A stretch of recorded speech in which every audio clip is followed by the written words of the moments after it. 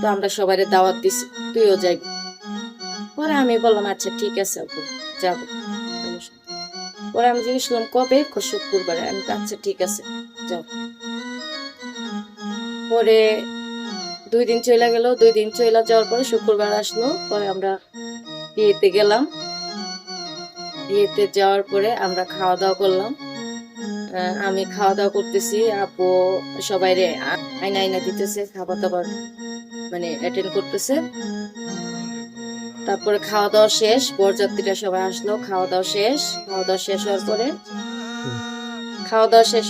হুম। তারা বলতেছে আপনারা এই যে এখানে মেয়ের জন্য কিছু গহনা টহনা আনছি, আপনারা রেডি করেন, মেয়েরে যান। পরে মেয়েরে রেডি করতে গেছে, গিয়া দেখে মেয়ের রুমে নাই। কারণ মেয়ের আরেক ছেলের সাথে সম্পর্ক ছিল, ওই ছেলের সাথে মেয়ে পলায়া চলে গেছে, বাইকে চলে গেছে।